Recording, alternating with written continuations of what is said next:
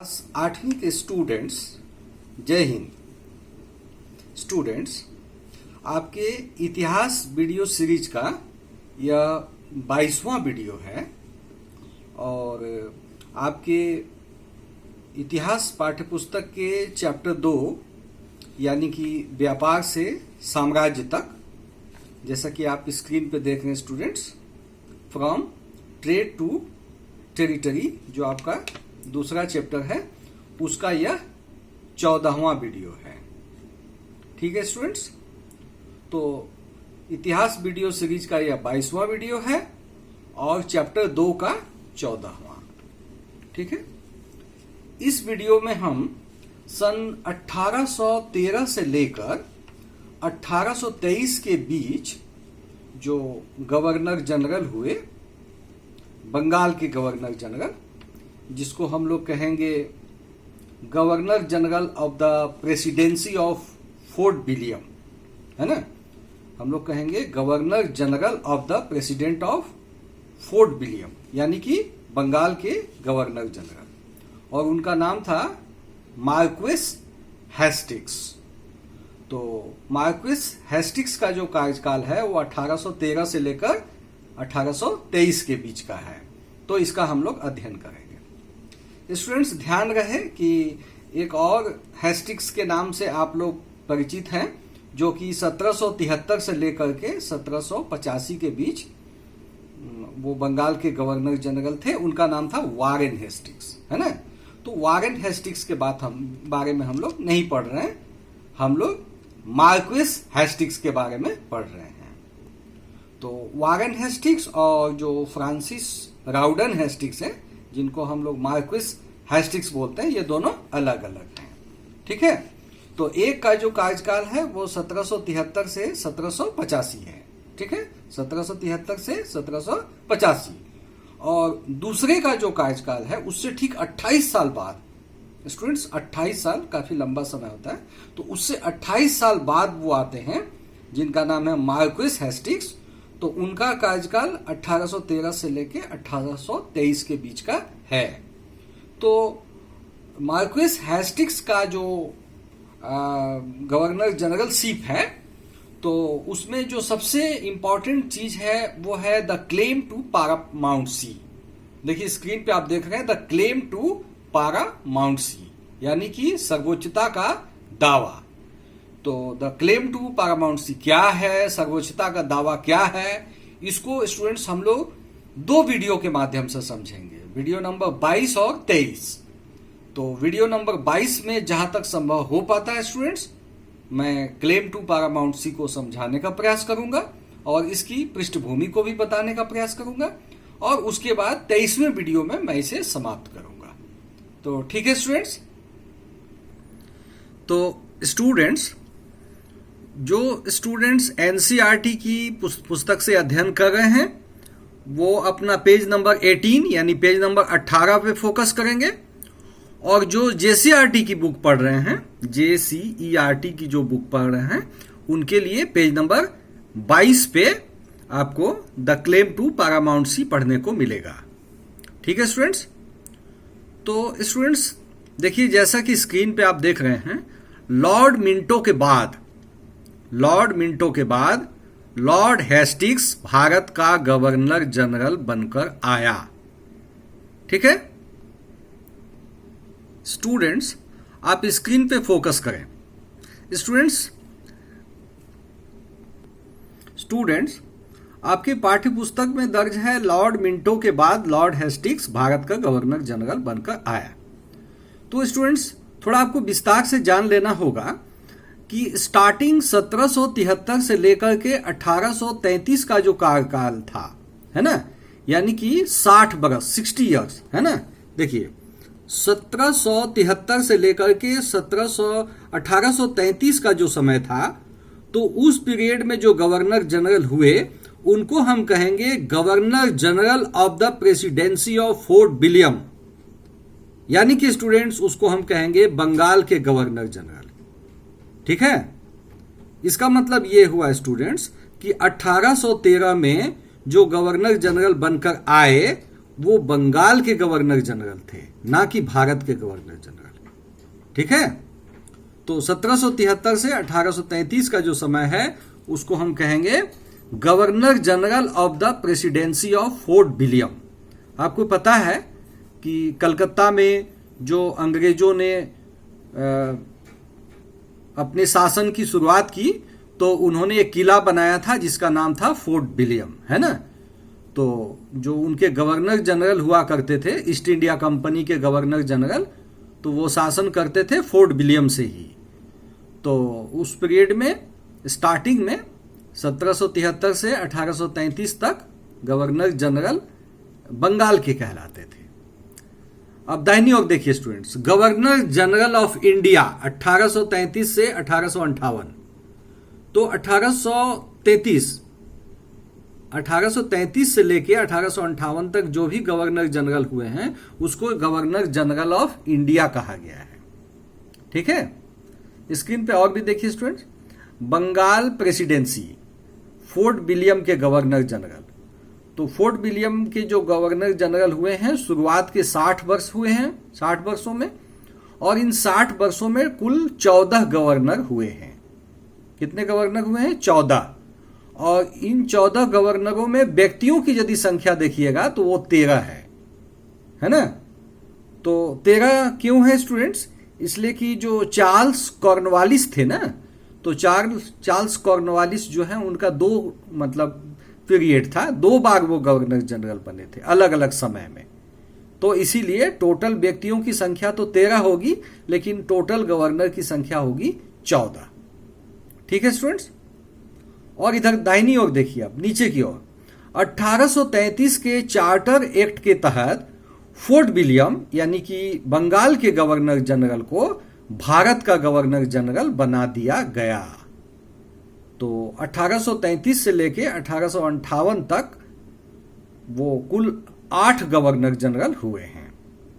ठीक है स्टूडेंट्स, और स्टूडेंट्स इसके बाद तो आपको पता है कि 1857 की क्रांति होती है, और उसके बाद 1858 में जो है वो ईस्ट इंडिया कंपनी का शासन भारत में समाप्त हो जाता है और सीधे ब्रिटिश गवर्नमेंट का रूल, है ना, इंग्लैंड का सीधे सीधे शासन भारत में शुरू होता है ना। तो उस पीरियड को हम लोग कहते हैं वायसराय कहते हैं। उस समय गवर्नर जनरल नहीं कह के हम लोग कहते हैं वायसराय। तो यहां तक समझ गए होंगे स्टूडेंट्स। चलिए स्टूडेंट्स, एक काम करते हैं कि हम लोग पहले देख लें कि लॉर्ड हेस्टिंग्स जिनकी हम लोग चर्चा करने जा रहे हैं तो वो कब भारत में आए और उसके पहले कौन कौन गवर्नर जनरल तब तक बंगाल में हो चुके थे, है ना। तो चलिए, लॉर्ड मिंटो के बाद लॉर्ड हेस्टिंग्स भारत का गवर्नर जनरल बनकर आया। अब स्क्रीन पे देखिए, governor general of the presidency of fort William 1773 से 1833।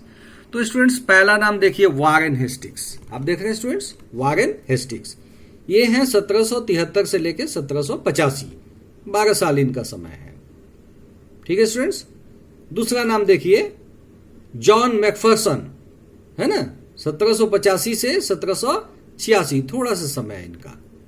उसके बाद है चार्ल्स कॉर्नवालिस, ये 1786 से 1793। उसके बाद देखिए जॉन सोर, देख रहे हैं स्टूडेंट्स, जॉन सोर ये 1793 से 1798। उसके बाद स्टूडेंट्स देखिए एलियोड क्लार्क, ये बहुत कम समय के लिए हैं, 1798 के मार्च महीने से मई महीने तक, है ना। उसके बाद देखिए रिचर्ड वेलेजली, वेलेजली के बारे में मैं आपको सहायक संधि में सब कुछ बता चुका हूं, 6ठे नंबर पे।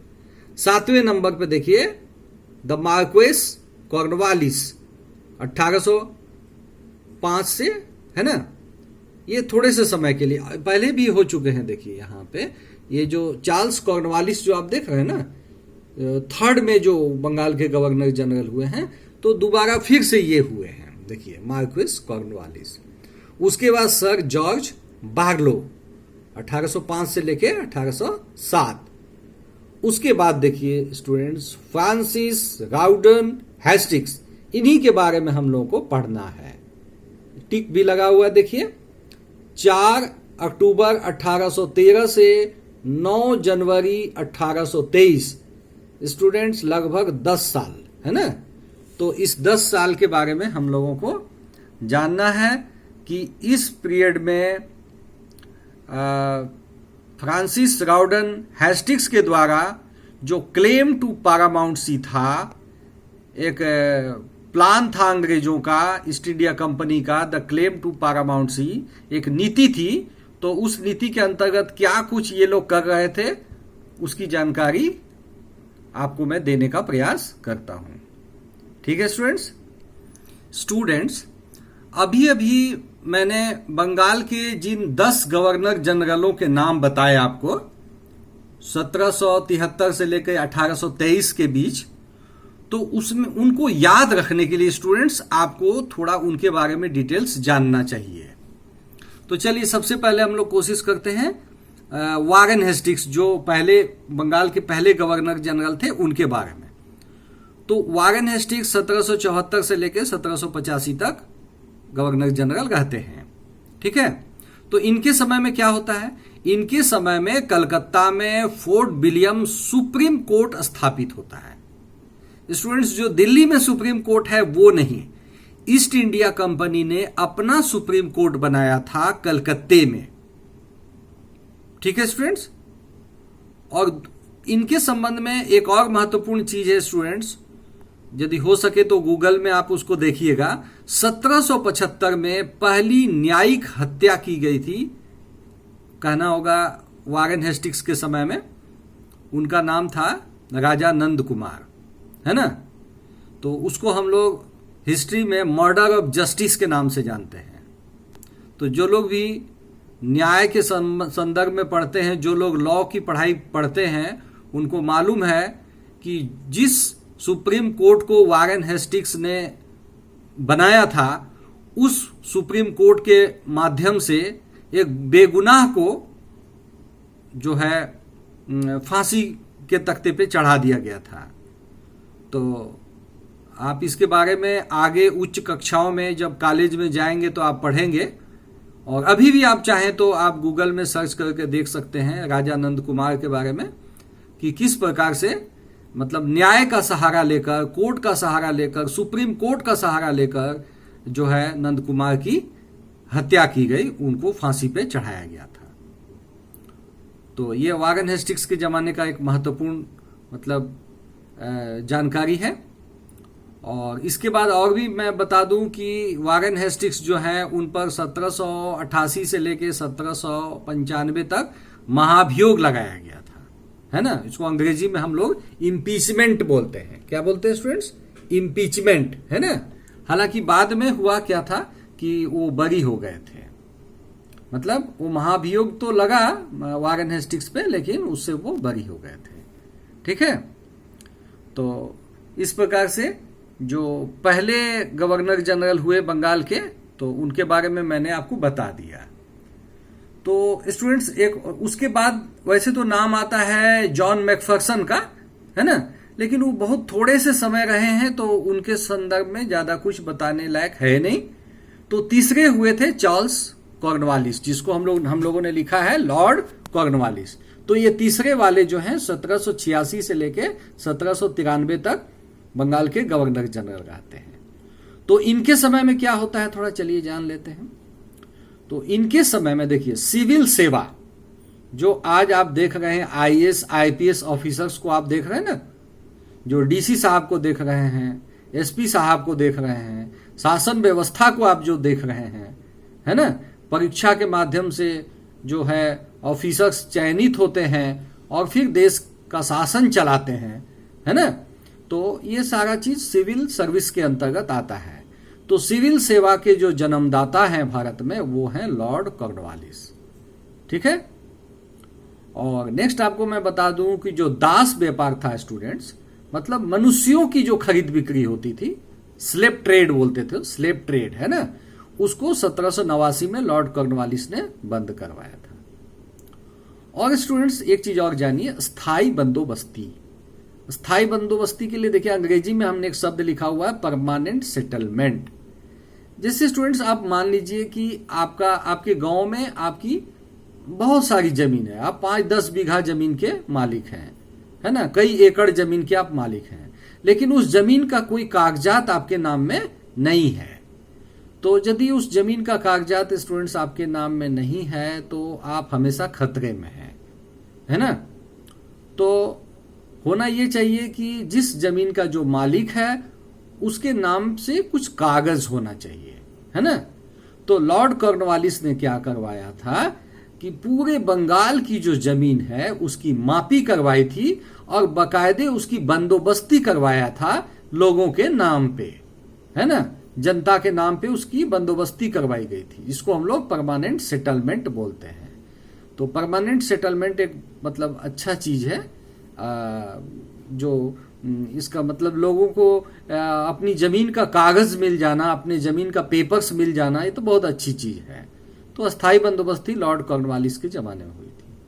और स्टूडेंट्स एक लगे हाथ ये भी जान लीजिए कि लॉर्ड कॉर्नवालिस जब दूसरी बार आते हैं ये भारत में गवर्नर जनरल बन करके, है ना, दूसरी बार ये आते हैं 1805 में, है ना, 1805 के जो मतलब जुलाई महीने में आते हैं और उसी साल वो अक्टूबर महीने में यानी 1805 के ही अक्टूबर महीने में उनकी मृत्यु हो जाती है। और मृत्यु कहाँ होती है स्टूडेंट्स? वो यूपी के गाजीपुर में होती है। उसी गाजीपुर में इनका जो है मतलब अभी भी समाधि इनकी बनी हुई है, इनका टॉम बना हुआ है ना, इनके नाम से मकबरा बना हुआ है। तो उसको हम लोग चाहें तो देख सकते हैं। ठीक है स्टूडेंट्स देखिए स्क्रीन पे गाजीपुर यूपी यानी उत्तर प्रदेश में लॉर्ड कॉर्नवालिस का मकबरा देख रहे हैं स्टूडेंट्स। तो एक ही ऐसे गवर्नर जनरल हुए हैं भारत में जिनका कि मकबरा भारत में है ना, और ये उत्तर प्रदेश के गाजीपुर में है। आप चाहें तो इसको आप YouTube पे सर्च करके इसका वीडियो भी आप देख सकते हैं, है ना। तो आज ये आर्कियोलॉजिकल सर्वे ऑफ इंडिया के हाथ में है और ये एक महत्वपूर्ण इमारत में इसकी गिनती होती है। ठीक है स्टूडेंट्स देखिए tomb of Lord Cornwallis. The tomb has been constructed in the memory of Lord Cornwallis who died at this place on 5 October 1805। अभी मैं बता रहा था ना कि 5 अक्टूबर 1805 को लॉर्ड कॉर्नवालिस की मृत्यु हो जाती है। The structure consist of a lofty dome supported by 12 column erected on 3.66 metre high circular platform. Students ये जो टॉम्ब बना हुआ है ना, ये जो टॉम्ब बना हुआ है उसमें 12 कॉलम हैं जो कि लगभग 4 मीटर ऊंचा 3.66 मीटर ऊंचा जो है प्लेटफॉर्म है उसके ऊपर में बना हुआ है। ठीक है स्टूडेंट्स। देखिए स्टूडेंट्स वहां पे हिंदी में भी दर्ज है ना, लॉर्ड कॉर्नवालिस का मकबरा। यह मकबरा लॉर्ड कॉर्नवालिस की स्मृति में बनाया गया जिनकी मृत्यु इसी स्थान पर यानी गाजीपुर उत्तर प्रदेश में 5 अक्टूबर 1805 ईस्वी को हुई थी। भूतल से 3.66 मीटर ऊंचे वृत्ताकार चबूतरे पर विशाल गुंबद युक्त संरचना 12 स्तंभों पर टिकी है। धूसर रंग के संगमरमर से युक्त फर्श के केंद्र में श्वेत संगमरमर की लॉर्ड कॉर्नवालिस की आवक्ष मूर्ति एक वर्गाकार चौकी पर स्थापित है। इसके चारों ओर एक ब्राह्मण, एक मुसलमान, एक यूरोपीय तथा एक स्थानीय सैनिक मर्माहत मुद्रा में दर्शाए गए हैं। कहने का मतलब ये हुआ कि जब लॉर्ड कॉर्नवालिस की मृत्यु हो गई तो सभी लोग दुखी हुए हैं, चाहे वो कोई ब्राह्मण हो, कोई मुस्लिम हो, कोई यूरोपीय हो या स्थानीय व्यक्ति हो। चौकी के उत्तरी तथा दक्षिणी फलक पर क्रमशः उर्दू तथा अंग्रेजी में कॉर्नवालिस की जस गाथा अंकित है। अधोमुखी तोपों से युक्त मुख्य द्वार तथा भाला तलवार इत्यादि शस्त्रों के अंकन से युक्त घेराबंदी अत्यंत आकर्षक है। ठीक है स्टूडेंट्स अभी जो मैं आपको बता रहा था कि वारेन हेस्टिक्स के जमाने में, लॉर्ड कॉर्नवालिस नहीं, इसके पहले जो मैंने बताया कि वारेन हेस्टिक्स के जमाने में कलकत्ता में जो फोर्ट विलियम सुप्रीम कोर्ट की स्थापना हुई तो वहां पर पहली न्यायिक हत्या हुई थी, मर्डर ऑफ जस्टिस जिसको हम लोग बोलते हैं। राजा नंद कुमार, देखिए राजा Nand Kumar, murder of history, महाराजा नंद कुमार देख रहे हैं ना। तो इनको फांसी पे चढ़ा दिया गया था और वास्तव में इनकी गलती नहीं थी, है ना। तो न्याय का सहारा लेकर, सुप्रीम कोर्ट का सहारा लेकर वारेन हेस्टिंग्स ने ऐसा किया था। तो इससे भी आप समझ सकते हैं कि अंग्रेजों की क्या नीति थी और अपने रास्ते से हटाने के लिए, लोगों को हटाने के लिए किस तरह के फैसले गवर्नर जनरल करते थे, इसको आपको समझना होगा। और स्टूडेंट्स, उस समय जो फोर्ट विलियम सुप्रीम कोर्ट के जो जज थे वो थे सर एलिजा एमपी। इनका नाम जो है, कानून पढ़ने वाले जो लोग होते हैं, कानून पढ़ने वाले जो स्टूडेंट्स होते हैं, वो एलिजा एमपी को जरूर जानते हैं। तो इनका नाम अच्छे काम के लिए तो नहीं जाना जाता है, ये न्यायिक हत्या से जुड़े हुए हैं। ये देखिए, chief justice of the supreme court of judicature at fort William in Bengal, 22 अक्टूबर 1774 से 3 दिसंबर 1783 तक ये सुप्रीम कोर्ट के जज होते हैं और बाद में इनको रिजाइन करना पड़ता है 1 नवंबर 1787 को। तो ठीक है स्टूडेंट, देख रहे हैं, ये नाम भी याद रखिएगा, एलिजा इम्पी, है ना। ये जज थे वारेन हेस्टिंग्स के जमाने में, फोर्ट विलियम वाले सुप्रीम कोर्ट के, है ना स्टूडेंट्स। इसके बाद देखिए, सर जॉन सॉर बनते हैं 1793 से लेकर 1798 के बीच बंगाल के गवर्नर जनरल। तो इनके समय में हुआ था कि जमींदारों को भूमि का वास्तविक स्वामी माना गया था। और स्टूडेंट्स बता देते हैं कि टीपू सुल्तान के संदर्भ में जो लड़ाई चल रही थी, तो मैसूर के प्रति इन्होंने जो है अहस्तक्षेप की नीति चलाई थी। उसके बाद स्टूडेंट्स, लॉर्ड वेलेस्ली के बारे में तो मैं पहले ही आपको बता चुका हूं। ये 1798 से लेकर 1805 तक गवर्नर जनरल रहते हैं और इनके संबंध में जो महत्वपूर्ण चीज है वो सहायक संधि है। और सहायक संधि के माध्यम से ये हैदराबाद को 1798 में, मैसूर तंजौर को 1799 में, है ना, अवध को 1801 में, पेशवा को 1802 में, भोसले को 1803 में, सिंधिया को 1804 में, उसी तरह से जयपुर, जोधपुर, बूंदी, भरतपुर, ये सब को अपने सहायक संधि के माध्यम से जोड़ लेते हैं, है ना। इसके बाद स्टूडेंट्स, सर जॉन बार्लो 1805 में आते हैं ना। तो इनके संदर्भ में ज्यादा कुछ जानना नहीं है, लेकिन ये जान लीजिएगा कि मराठों के प्रति जो है ना, वे जो है अहस्तक्षेप की नीति चलाते हैं। उसके बाद आते हैं लॉर्ड मिंटो 1807 से 1813। इनके जमाने में जो सिखों में के जो राजा थे रणजीत सिंह, महाराजा रणजीत सिंह, तो उनके साथ 1809 में अमृतसर की संधि होती है, ठीक है। और इसके ठीक बाद स्टूडेंट्स आते हैं लॉर्ड हेस्टिंग्स 1813 से 1823। इन्हीं के बारे में हम लोग को पढ़ना है। इस संबंध में आपको बता दूं कि इनके समय में एंग्लो नेपाल वार 16 के बीच, है ना। और इस पीरियड में सुगौली की संधि भी होती है। तो स्टूडेंट्स, यदि आप लोग समाचार देखते होंगे, इधर हाल के दिनों में समाचार देख रहे होंगे, तो आपको ये जरूर पता चला होगा कि नेपाल के साथ हमारा संबंध खराब हुआ है। और नेपाल के साथ जो हम लोग पढ़ते हैं समाचार पत्रों में, तो उसमें सुगौली की संधि का हम लोग जिक्र जरूर सुन रहे हैं कि सुगौली की संधि क्या है। तो सुगौली की संधि जो है लॉर्ड हेस्टिंग्स के जमाने में ही हुई थी, है ना। और उस जमाने का और एक इंपॉर्टेंट चीज था पिंडारियों का दमन, है ना। तो पिंडारियों का दमन, इस पर मैं अलग से भी मैं एक वीडियो आपको प्रस्तुत करूंगा।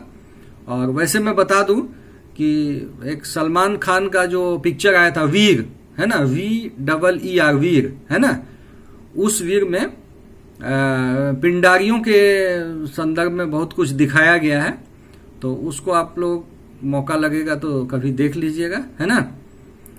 और उसके बाद देखिए मराठा फेडरेशन जो है, मराठा फेडरेशन का इन्हीं के जमाने में अंत होता है और मराठों को जो है पेंशन भोगी बना दिया जाता है। तो मराठों की शक्ति को भी समाप्त करने वाला लॉर्ड हेस्टिंग्स ही था, ठीक है स्टूडेंट्स। अब स्टूडेंट्स फिर से आप स्क्रीन पे फोकस कीजिए। हेस्टिंग्स के भारत आने के पहले तक मुगल सम्राट को औपचारिक रूप से सर्वश्रेष्ठ माना जाता था, यानी कि पारामाउंट पावर माना जाता था। किसको? मुगल सम्राट को। हेस्टिंग्स माने अभी जिस हेस्टिंग्स की हम बात कर रहे हैं, है ना, लॉर्ड हेस्टिंग्स, यानी कि 1813 से 1823।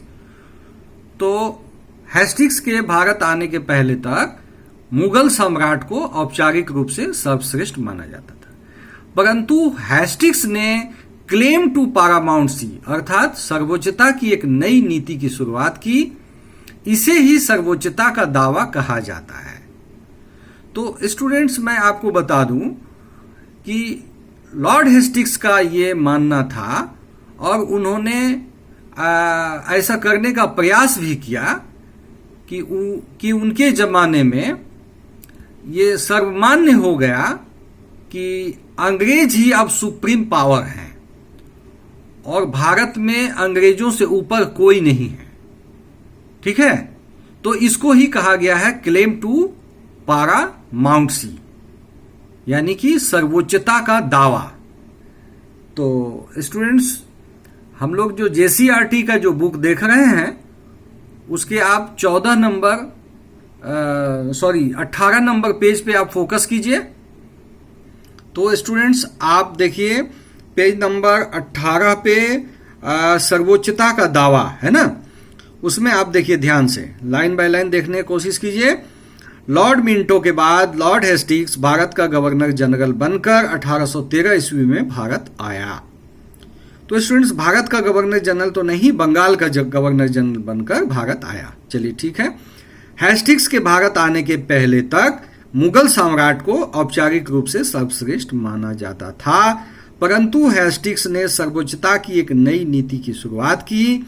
इसने गवर्नर जनरल के रूप में भारत में राजनीतिक श्रेष्ठता को और बढ़ाने का प्रयास किया, है ना। भारतीय राज्यों के ऊपर अपनी सर्वोच्च सत्ता को स्थापित करने के लिए उसने प्रयास आरंभ कर दिया।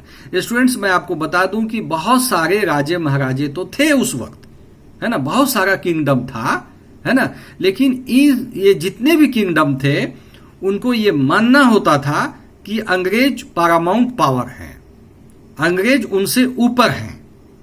ठीक है, कहने का मतलब यह है कि कोई भी राजा पूर्ण रूपेण स्वतंत्र नहीं था।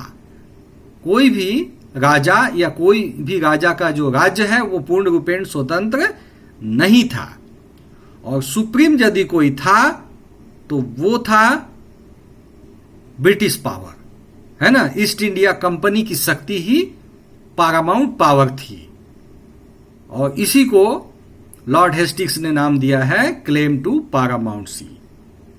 ठीक है, और स्टूडेंट्स इसके लिए उन्होंने बहुत सारे रियासतों का अधिग्रहण भी किया और बहुत को धमकाया भी, है ना, बहुतों को धमकाया भी।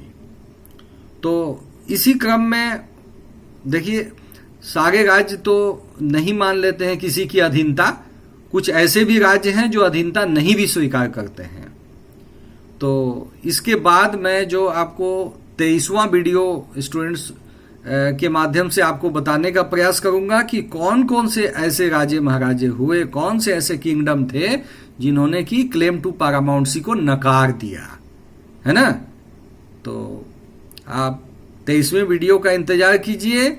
इस वीडियो को मैं यहीं पे समाप्त करता हूं, और मुझे आशा है कि आप बंगाल के विभिन्न गवर्नर जनरलों के नाम को आप याद रख सकेंगे, और उनके समय के जो महत्वपूर्ण कार्य हैं उनको भी याद रख सकेंगे, और एक बेहतर समझ निश्चित रूप से आपकी विकसित हुई होगी इस वीडियो के माध्यम से। और मैं लगातार प्रयास कर रहा हूं कि इतिहास जो है वो व्यवहारिक रूप में आप आत्मसात कर सकें, बढ़िया से आप समझ सकें, और आपको यह विषय रुचिकर लगने लगे। तो स्टूडेंट्स इसके लिए एक ही उपाय है कि आप टेक्स्ट बुक को ध्यान से पढ़िए, वीडियो को ध्यान से देखिए। ये दोनों बातें जब होगी तो निश्चय ही आपका जो है समझ जो है वो अधिक विकसित होगा, और आपको विषय को समझना बहुत आसान हो जाएगा। ठीक है स्टूडेंट्स, जय हिंद स्टूडेंट्स।